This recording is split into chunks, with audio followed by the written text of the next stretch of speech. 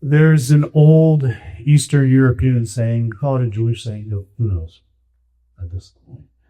It's a great man builds a house, plants a tree, and raises a child. I said, okay, I could do those things. I could do those things. I got into construction. I built some stuff, built some houses. I lived in Oregon. It was pretty easy to plant trees. Little seed in the ground.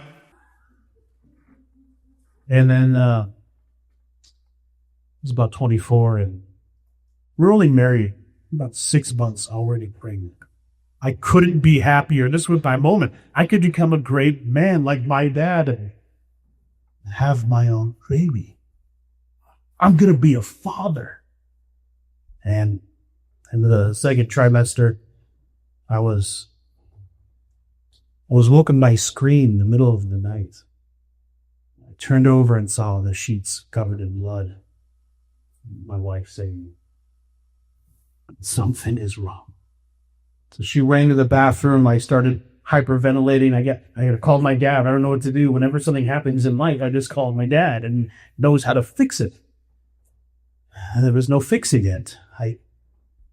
She said, come here. I ran to the bathroom and she's holding our son, lifeless and cold.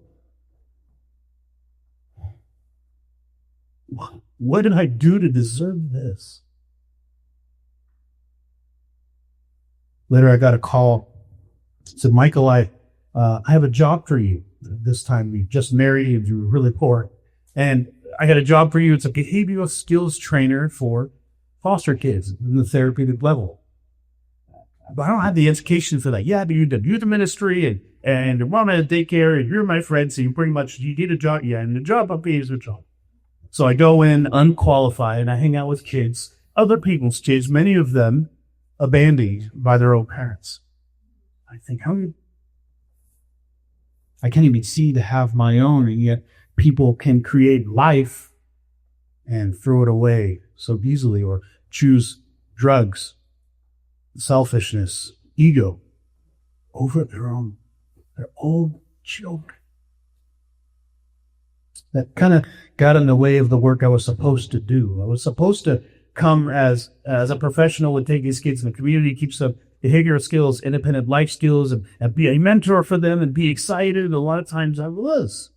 And after working with dozens of kids, they said, Michael, you're really good with kids. Well, thank you. You should take them home with you.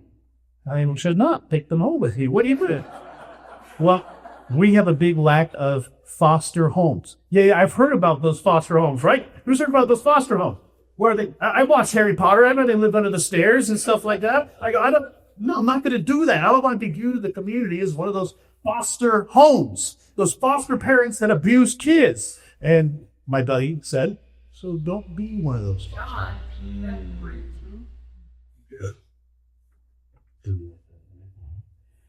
So we take in a girl. She's scared. She had moved from home to home to home to home, sexually abused, mentally abused, forced to sleep in a crib, wear a diaper until 8 years old by a beautiful, loving, adoptive parent. I don't know if you knew, but most of the time these kids are abused by adoptive parents, not by the foster homes or even the bio homes. It's the adoptive parents. People, altruistic people that really want to do good, but it is not quick. Who would throw this girl away? Who would do that to this girl? She had to pee in the middle of the night. First night she was with us, and she was afraid to wake us up. She pee in a corner of the room and lay again. We had her for years, and it took a long time to break through those masks, those walls she had built. I wanted to view myself as her father. That's all I've ever wanted, is to be a dad, like my dad. My dad, I've never called him stepdad, because he's never called me stepson. He's dad. He's dad. And this girl, and the next girl, and the next girl, and the next boy, and the next boy, and over 40 kids later, free agencies, 2 states. I wait for Father's Day and won't get calls. Sometimes it's kids that with me for 4 days, sometimes for 4 years. We never know in the situation, but I'm kind of a dad. But it's hard hanging out with real dads. So they talk about their kids and, their first steps. I get my kids on that are 12, 13. I didn't get those first steps for a kid. I ended up taking in a girl and she ended up having a baby. So I got to experience a little bit of that. That was fun. Right after the booby divers. So it was cool. Yeah. Right after the booby divers, right before the break-in stuff, you get hurt. It was really cool. And it still didn't feel right. I used to make fun of my mom a lot when she was young.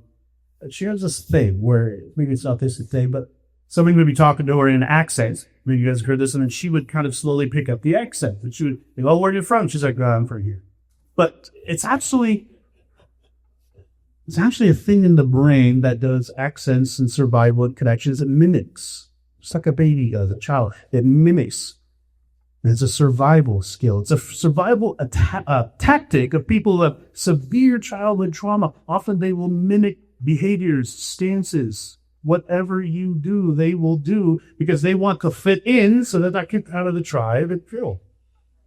She didn't know she was offending people by faking their accents subconsciously. When you're 13, it's real fun to make fun of her at the grocery store, at the Kroger. I never understood until I was older. Later on, I got my rabbinic ordination and over 400 completed courses. I was dean of a university, and then my wife, we raised a lot of kids together. One day she says, I don't want to be married to you anymore. It wasn't about any of the big juicy things that make the news and people want to gossip about, because really nothing like that. We're best friends. We're still amazing friends. She still fosters. What do we do now? So, Michael, now that you're going through this before, it can't be the rabbi or a senator. You can't speak with this organization anymore because you're going through that. The university doesn't really need you right now. You need to go through that. But maybe I need the university. Maybe I need to be a part of these things because I don't want to crumble. And everything started falling apart. It's treated differently. It's okay. It's how it happens. So I found myself drunk for 6 months, living in my office with bronchitis. What is going on? Slowly dying. So I reached for a book off the shelf and I read it. It's called The Unwound by Rabbi Michael Shine. But I wrote it for other people. I fix other people's problems. I don't read my own material. I don't take my own medicine. And I read it from a broken perspective. I cried every night. I did more reading, less drinking. More reading, less drinking. More reading and less drinking. By the way, The Unwind is completely rewritten from a healed perspective. It's now called I Am Unconditional. What's the weirdest author one? And while I was in that moment, I realized there's a lot of things that I had to unlearn, more than I had to learn. And I realized I couldn't do it by myself. All the things I had to figure out, I had to back up and said, I am not. Some of you have one of these under your chair. Made it the chair next to you. Oh, yeah. Go to your chairs. And I had to look at what I was not. And I had to look at why I wanted to be a dad so bad. Why I wanted to be a father so bad.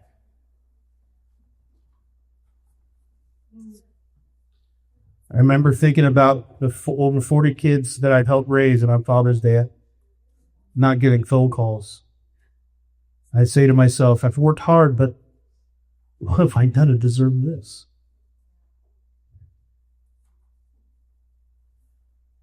Obviously, things got a little better. After hiding for a couple of years, I've got remarried, now enjoying myself, enjoying life, working with kids, working with adults with disabilities. And the unconditional brand that is really just me is about looking at the childhood adversities. We don't really say childhood trauma anymore. We say early conditioning. I realized that I was conditioned in many ways. Some healthy ways, some not so healthy ways, right? So what was it that I had that unconditioned from? Well, I figured that out, facing my life, that were thoughts that were playing over and over and over. It turns out they weren't even my damn thoughts. Yeah. I had to get rid of those. Well, then I kept sneaking right back into those negative behaviors. What do I do? Well, I just set up walls and boundaries. That's when I realized ego isn't that bad. If you run the ego doesn't run you. So I used ego to build those things. So I realized something else. You know when you lie to yourself or when you lie to someone, your vibrations actually go down a little bit in your body? Can you imagine pretending to be somebody else for somebody else or everybody else and wearing a mask for most of your life? Can you imagine what that would do to your digestive system, to your reproductive system, to your entire neurological system, to your mental and emotional health? Constantly pretending to be someone else, wearing that mask where ego became unchecked. And for some of us, compassion is also unchecked, and we allow ourselves to get eaten up and abused by the world. Can you imagine that? Move your body long term. Wow. My health was declining. I look back at my mom do the mimicking thing. It was for survival. It's kind of beautiful what cures come up with. You know, a few weeks ago, VHS dropped off a little baby on my doorstep. It's a little boy, 19 months old. I done the teenage thing. I'm a pro with teens. A little boot machine. That's a whole little world. Turns out I better let you over that. I'll tell you, this morning when I woke up, my wife and I waking him up, changed his diaper, brought him to the bedroom. This morning I woke up and my alarm went off. Turned it off. Before I could barely open my eyes, I hear, "Daddy?" Oh. I lean over, I pick him up, and I had to ask, what did I do to deserve this?